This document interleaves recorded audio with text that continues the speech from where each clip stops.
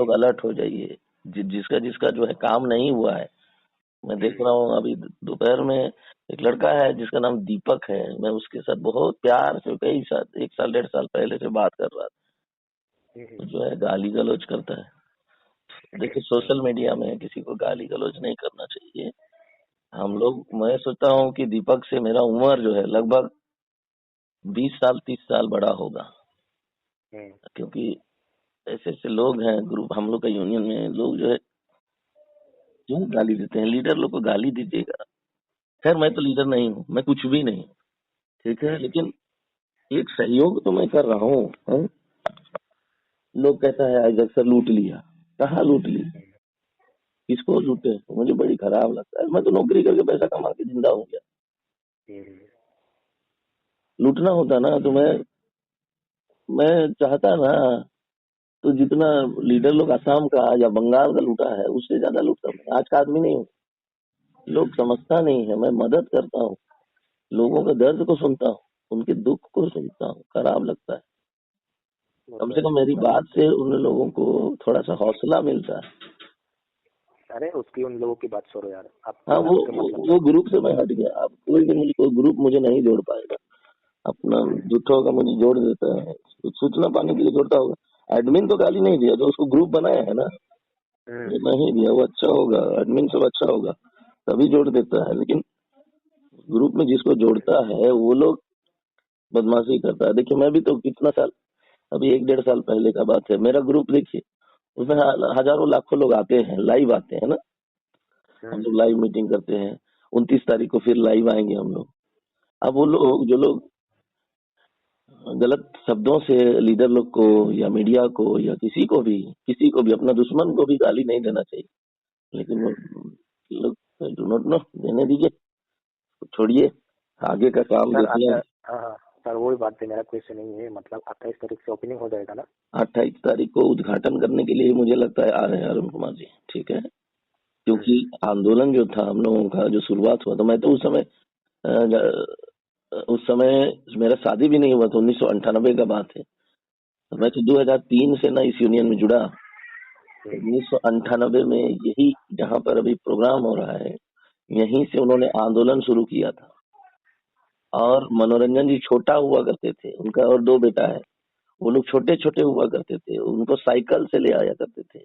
माल गोदाम में जाते थे तो कुछ माल गोदाम के लोग जो है उनको लाठी मारते थे। तो हम लोग भी थोड़ा झेलते हैं, चलो भैया लोग, क्योंकि उनसे हम लोग प्रेरणा पाए हैं तब ना यूनियन में जुड़े, ऐसे तो हवा में नहीं जुड़ गए। उस दिन तो सब मतलब फाइनल हो जाएगा। हाँ हो जाएगा। मीडिया को मैंने इनवाइट कर दिया है। जैसे प्रिंट मीडिया मैं ही ना बुला रहा हूँ, मुझे ही इंचार्ज बनाया गया कि जितना मीडिया है आप बुलाइए। और एक जिम्मेदारी मुझे मिला, वो लेटर जो मैं भेजा हूँ ग्रुप में, इन्विटेशन लेटर, देखिए मैं ही बना के दिया हूँ। मुझे क्या जरूरत है कला, इतना कब से होगा? 1 तारीख से। जिस दिन वेतन आएगा, इसको ध्यान रखिए, कल भी मैं ये बात को बताया, जिस दिन वेतन आएगा उसी दिन से समझ जाए, कोई भी माल गोदाम में वेतन गिरा तो समझ जाइए कि शिफ्टिंग हो गया है। क्योंकि जो डाटा हमारे राष्ट्रीय प्रभारी जी जमा कर रहे हैं वो ये दिखाकर जमा कर रहे हैं कि अभी, जैसे आपका क्या नाम हुआ? ज्योतिर्मय कोलिका। हाँ, ज्योतिर्मय कोलिका इस माल गोदाम में काम कर रहा है, ऐसे करके दिखा के जो है जो डाटा जमा हो रहा है। तो आप काम कर रहे हैं, आप काम कर रहे हैं मतलब आपका ज्वाइनिंग ऑलरेडी है, शिफ्टिंग हो चुका है ऑलरेडी, है ना, केवल वेतन ना आना है। वो वेतन अचानक आएगा उस माल गोदाम में जिस माल गोदाम के लिए आप आवेदन किए। ये बात को सब लोग गांठ बांध के लिख लीजिए। और ये शिफ्टिंग और ज्वाइनिंग वर्ड अब बकवास हो गया है, क्योंकि अब कायदा कानून बदल गया ना BRMGS उसका। सैलरी कितना होगा आपके हिसाब से? सैलरी देखिए, एक पॉलिसी मिला है जिसका नाम है लेबर मैनेजमेंट सिस्टम। ये लगातार कंटिन्यूअसली हमारे बच्चों कई पीढ़ी तक चलेगा, रेलवे जब तक है तब तक चलेगा, कि लेबर को कैसे मैनेज करिएगा। उस सवाल का जवाब जो है उस पॉलिसी में लिखा हुआ है। तो उसमें लेबर बाहर से भी लिया जाएगा। तो जो लोग वहां बोराड होएगा उन लोगों को अभी तक ठेकेदार के अंडर में पेमेंट किया जा रहा है ना। जो कि 1 रुपया से भी नीचे या 1 रुपया आसपास पर 50 बोरा के हिसाब से देता है। लेकिन वो सिस्टम को वो ठेकेदारी सिस्टम हो गया, ठीक है, कॉन्ट्रैक्चुअल सिस्टम, उसको उस पॉलिसी का नाम है कॉन्ट्रैक्चुअल सिस्टम। और हम लोग का पॉलिसी का नाम क्या है? Labour management system. एक, दूसरा है डिपार्टमेंट लेबर सिस्टम। दो पॉलिसी हम लोगों को मिल गया है। और पहला पॉलिसी के तहत हमें श्रम मंत्रालय ने डियरेंस अलाउंस, उसको बोलते हैं डियरेंस अलाउंस, ठीक है, डियरेंस अलाउंस जो है श्रम मंत्रालय देगा।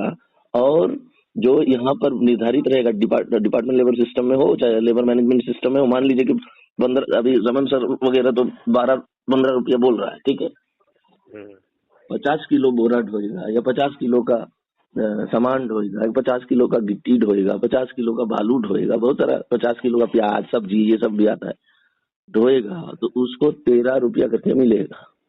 क्योंकि कुलियों को, हाँ, कुलियों को मिलता था, कितना मिलता था? एक कुली को प्लेटफॉर्म से बाहर ले जाने के लिए कितना, आप कभी कुलियों को उठाने के लिए बोले हैं कोई सामान? ना नहीं बोले। हाँ, तो ध्यान दीजिएगा, जब इसका हिस्ट्री देखिएगा तो एक कुली को जो कि रेलवे का आदमी भी नहीं था, केवल उसके पास एक आइडेंटिटी था, बिल्ला रहा करता था, वो लोग जब एक बोरा ढो के जाते थे, वो छोटा सा बैग रहता था, उसको हाथ में पकड़ के ले जाते थे, तो उनको 50 रुपया से कम कोई भी पैसेंजर नहीं देता था। पैसेंजर 50 रुपया से कम नहीं देता था। तो अगर उनको 50 रुपया दिया जा रहा था तो हमारे मजदूर तो दिन भर साला उससे ज्यादा किलो वजन वाला बोरा को ढो रहे हैं। तो 50 रुपये भले ना मत दो, 15 रुपया तो दे सकते हो ना। तो 15 रुपया अगर बोरा ढोएगा, 200 बोरा ढोएगा, 15 तो नहीं, 24, 2400 रुपया हुआ एक दिन का। ये 2400 रुपया को ठेकेदार नहीं देगा, क्योंकि वहां ठेकेदार नहीं रहेगा उस समय, ठेकेदार हट जाएगा। ये टर्म केवल चल रहा है ठेकेदार वाला को, वो ठेकेदार खत्म, फिनिश। इसी के लिए मैं बधाई दे रहा हूँ आप लोगों को मीडिया के थ्रू। 2400 पहला दिन का हो गया। अब दूसरा दिन भी आए, दूसरा दिन भी 200 बोरा उठाए, 2400, 5000 कितना हो गया? 800, 4800 रुपया हुआ। तीसरा दिन भी आए, 8000 लगभग हो गया, है ना, 7000 लगभग हो गया, 6000 हो गया।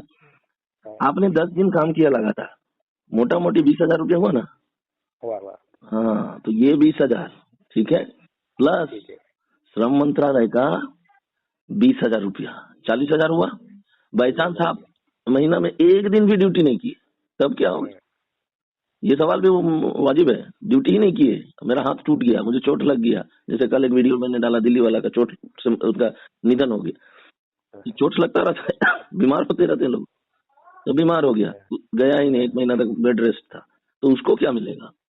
उसको वही 20,000 रुपया मिलेगा जो श्रम मंत्रालय ने निर्धारित किया है, डियरेंस अलाउंस उसको बोलते हैं। डियरेंस अलाउंस, आप बेड में है तब भी आपको मिलेगा, हर महीना मिलेगा, वो कंफर्म है। और ये जो रेलवे से कमा रहे हैं 2,400 रुपये डेली, वो भी ऐड होके महीना में मिलेगा एक साथ, वो नहीं कि डेली। आजकल तो जो कॉन्ट्रैक्टर है वो तो डेली ना देता है, वो अब नहीं देगा, सीधे रेलवे मंत्रालय की तरफ से, बोर्ड की तरफ से, या हमारे यूनियन का पॉलिसी को देखना होगा ढंग से, रेलवे मंत्रालय की तरफ से आपके खाता में पैसा जाएगा सीधे। समझे बात को? समझ गया। इसलिए धैर्य रखिए, अपने बाल बच्चों को के सिर में हाथ रख के आशीर्वाद दे दीजिए, बेटा डोंट वरी, हमको अब नौकरी मिलने जा रहा है। तो ये प्रोसेसिंग कब तक खत्म हो जाएगा? मतलब अभी देखिए, हमारे राष्ट्रीय प्रभारी जी बीते 1 महीना से दिल्ली में है, आपको पता है? 1 महीना से, आज से नहीं, 1 महीना से दिल्ली में है। कोई ये सब चीज चर्चा नहीं करता होगा, लीडर लोग सब अपना दुनिया में खोया हुआ है। लेकिन राष्ट्रीय प्रभारी जी आज तक तो इतिहास में राष्ट्रीय प्रभारी जी दिल्ली में इतना लंबे समय तक कभी नहीं रहे। फिर आखिर वो कर क्या रहे हैं वहाँ? हम लोगों से तो बातचीत होती है, मुझसे नहीं, मैं नहीं करता हूँ क्योंकि मीडिया हूँ, ठीक है, मैं जानबूझ के नहीं करता हूँ। ऐसा नहीं कि मैं बात नहीं कर सकता, क्योंकि मुझे अपना जो इमेज ऑफ मीडिया का इमेज होता है कि मान लीजिए कि मैं बहुत ज्यादा अटैच हो जाऊं मनोरंजन जी से, और वो जो बोलेंगे वही ना मैं मीडिया में डालूंगा, लेकिन बाद में वही गलती करेंगे तो मैं उसका ऑब्जेक्शन कर पाऊंगा? नहीं ना कर पाऊंगा। इसीलिए मैं किसी लीडर के साथ ज्यादा अटैचमेंट नहीं रहता हूँ, ये बात को जान जाइए। मुझे देखिए, लोग बुरा मानता है। उस दिन असम का ही एक बहन पूछ दी, रमन सर लाइव थे, है ना, मैं भी तो लाइव था, तो पूछ दी, आइजक सर कभी आप नेगेटिव वीडियो डालते हैं? कभी आप पॉजिटिव डालते हैं। अरे मीडिया का रोल, मीडिया का मतलब समझिए पहले तो।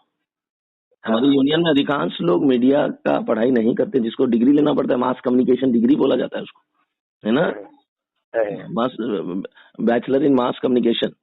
उसमें ये सब चीजों को पढ़ाया जाता है कि बाबू डोंट, अगर आप मीडिया के कर्मी हैं तो आपका एक एथिक्स है। आप अगर प्रधानमंत्री नरेंद्र मोदी जी से भी ज्यादा अटैच मत रहिए, भले ही वो प्रधानमंत्री हैं। आप जुडिशियरी जज के सबसे बड़े क्या है, जज से भी अटैच मत रहिए, दिल मत लगा दीजिए उसको।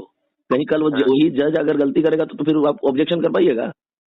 वो है मीडिया जो है ना, जुडिशियरी से भी बड़ा है, कोर्ट से भी बड़ा है। लोग नहीं समझ रहे बात को, इसीलिए मैं ज्यादा अटैच नहीं रहता हूँ किसी व्यक्ति से, व्यक्ति विशेष से। और एक बात है, यहाँ तक कि मेरा जिगरी दोस्त रमन के बारे में मैं निकाल दिया था, सोचिए तो। और एक बात है, उस दिन मीटिंग में कौन कौन रहेगा? कोई रेलवे मंत्री भी रहेगी क्या? हाँ, सबको चिट्ठी, वही चिट्ठी जो छप के, हम लोग तो कल मिले थे ना, आप देखिएगा वो वीडियो को देखिएगा, ठीक है, जिसमें वो हमारे 3 बिहार प्रदेश के अध्यक्ष हैं, सुरेश पासवान जी हैं, हमारे शिव प्रसाद जी हैं और डॉक्टर रमन सर हैं। तीनों का वीडियो का पीछे देखिएगा, पीछे एक महिला नजर आ रही है और एक आदमी नजर आ रहा है। वो कौन है मालूम है? कौन? वो रेलवे का एसपी थे। हम लोग को मना कर रहे थे कि आप लोग यहाँ वीडियो मत खींचिए, हम लोग नहीं डरे उस समय, और हम लोग उसको रिक्वेस्ट किए कि कल आपके यहाँ हम लोग लेटर देने जा रहे हैं, क्योंकि अब हम लोग रेलवे के कर्मचारी हो गए हैं, ठीक है, डरिएगा तो रेलवे का स्टाफ लोग ही आपको घुसने नहीं देगा, बता दे रहे। क्योंकि जो अब भारत 2 भागों में बढ़ चुका है, हमारा इंडिया जो है ना 2 भागों में, एक नौकरी करने वाला इंडिया या पैसा वाला इंडिया, और दूसरा है गरीब इंडिया। गरीबों को चाहे वो रेलवे का जो कैंपस होता है उसमें घुसने दिया जाएगा ना, डीएम हाउस में घुसने दिया जाएगा ना, जितना विभाग है ना कलेक्टेरिएट उसमें घुसने दिया जाएगा। बिकॉज आज का जो मोरालिटी, जो मॉरल वैल्यूज का मैं बात करता हूँ ना, शिक्षक हूँ ना, इसीलिए ना मैं ऐसा बात करता हूँ। हमारे जितने भी विभाग है वहां पर गरीबों का इज्जत करना बंद कर दिया गया है, समझे? समझ गया। तो ये सब चीज को ध्यान में रखते हुए आप लोग निश्चित थोड़ा सा शांत रहिए, क्योंकि मैं लड़ाई लड़ रहा हूँ, ऐसे मीडिया के रूप में लड़ाई लड़ रहा हूँ, विरुद्ध चला जाता हूँ किसी के विरुद्ध, शेर की तरह लड़ रहा हूँ। थोड़ा सा जान का खतरा भी है, मुझे पता है, जैसे धमकियां देता है ग्रुप बना के, लीडर लोग ऊपर से धमकी देता है, उधर पॉलिटिशियन लोग धमकी देता है, पुलिस का धमकी देता है थोड़ा खतरा। लेकिन मैं बिना डरे बेझिझक, मेरी पत्नी बोलती है सब क्या है, ये सब फालतू फालतू काम करते हैं, नौकरी तो अच्छा खासा है, पैसा भी मिल रहा है, क्या जरूरत है ये सब चीज करने का। मैं बोलता हूँ देखो, मैं बीड़ा उठाया हूँ इसको, और इसको मैं अंतिम अंजाम तक लेके ही छोड़ूंगा, क्योंकि गरीबों का दर्द मेरे दिल के अंदर खून की तरह बह रहा है।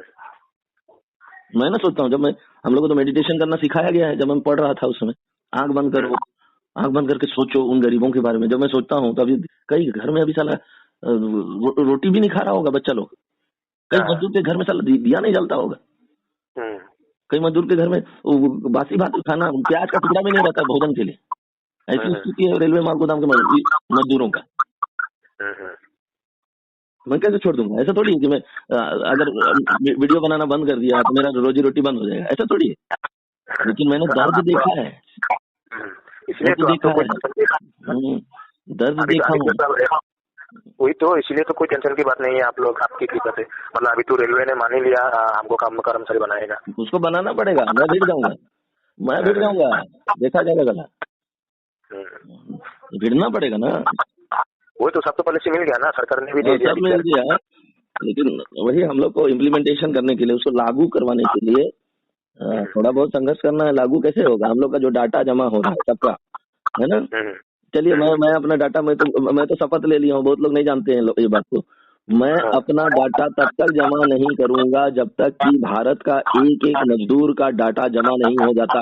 ये मैं शपथ लिया हूँ, लोग नहीं जानता ये बात को, क्योंकि मुझे तो ऐसी रोजी रोटी मिल रहा है, लेकिन वो बंदा को जो अपना QR कार्ड बना के रखा है, श्रम कार्ड बना के रखा है, उसका अगर लिंक नहीं हुआ और उसका खाता में पैसा नहीं गया तो मुझे तो नौकरी मिल जाएगा और मेरा रोजी रोटी तो चलना शुरू हो जाएगा, लेकिन वो भूखा रहेगा, उसको देख के फिर मुझे खुशी लगेगा क्या?